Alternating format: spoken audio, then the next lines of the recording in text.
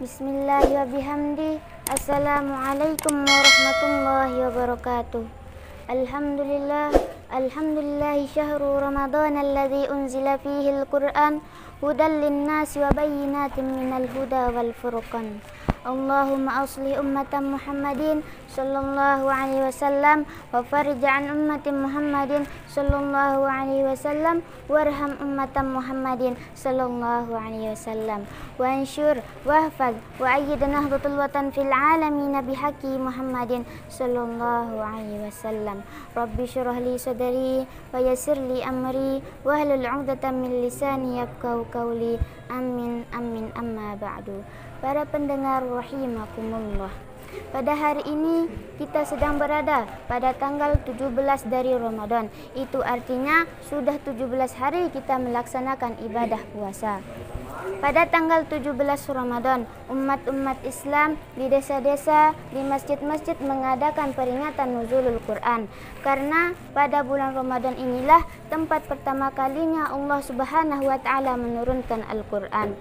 Karena betida'ul wahyi ila Rasulullah sallallahu alaihi wasallam yaumul isnan li 17 lailatan khalat min Ramadan.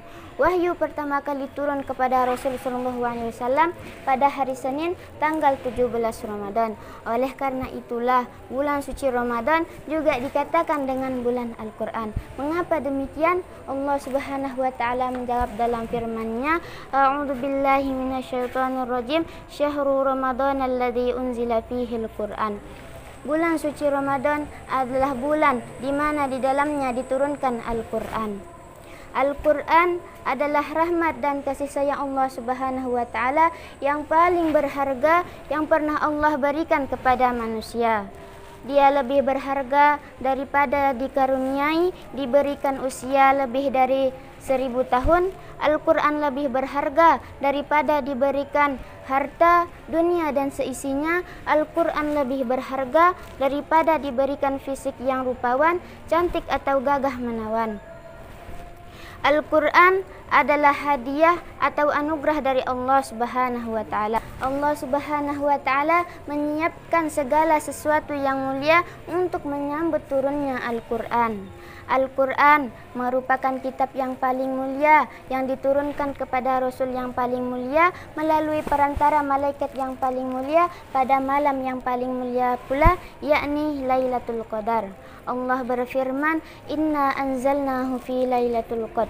Sesungguhnya kami menurunkannya Al-Quran pada malam kemuliaan itu. Bagaimana Al-Quran diturunkan? Para ulama ahli tafsir, ahli hadis mengatakan Al-Quran diturunkan dengan 2 tahapan. Pertama, tahapan sekaligus.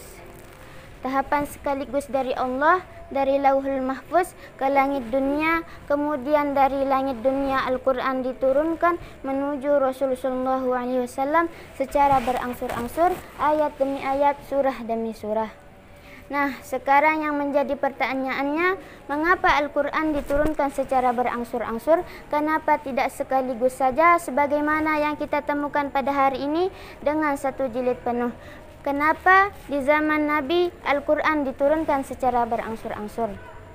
Salah satu hikmahnya adalah Al-Quran bukan hanya bacaan, akan tetapi Al-Quran adalah panduan hidup, petunjuk kita dalam kehidupan sehari-hari, sehingga ketika Allah Subhanahu wa taala turunkan Al-Quran, Allah Subhanahu wa taala menurunkannya sesuai dengan peristiwa yang dihadapi Rasul dengan para sahabatnya. Kita menyebutnya dengan istilah asbabun nuzul, sebab-sebab diturunkannya Al-Quran. Salah satu contohnya ketika Allah Subhanahu wa taala memerintahkan Rasulullah SAW untuk menikahi Zainab binti Harisah. Allah Subhanahu wa taala memerintahkan beliau untuk menikahinya, akan tetapi Rasulullah SAW takut orang-orang Arab mengatakan Muhammad menikahi bekas istri anaknya. Kemudian turunlah Al-Quran, turunlah ayat yang menjelaskan tentang perintah Allah Subhanahu wa taala dan pembatalan anak. Itulah agaknya yang dikira dengan asbabun nuzul. Hadirin hadirah para pendengar rahimakumullah. Oleh sebab itu, pada bulan Al-Quran ini, umat-umat Islam di seluruh dunia berlomba-lomba memperbanyak bacaan Al-Quran, memperbanyak tadarus Al-Quran. Karena orang yang membaca Al-Quran pada bulan ini, pahalanya, ganjarannya lebih utama dari orang yang baca Al-Quran pada bulan-bulan yang lainnya. Ulama mengatakan segala sesuatu yang berhubungan dengan Al-Quran pasti akan mulia. Orang yang belajar Al-Quran mulia, orang yang mengajarkan Al-Quran mulia, orang yang membaca Al-Quran mulia, dan orang yang menghafal Al-Quran sudah tentu mulia. Inilah golongan-golongan dari keluarga Allah Subhanahu wa Ta'ala yang berada di dunia. Hadirin hadirah para pendengar rahimakumullah. Mungkin hanya ini yang dapat saya sampaikan.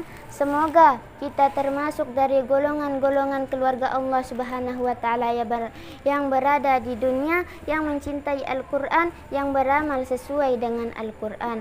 Allahumma arhamna bil Quran, Allahumma arhamna bil Quran, Allahumma arhamna bil Quran. Wallahul muwaffiq wal hadi ila sabilir rasyad. Assalamualaikum warahmatullahi wabarakatuh.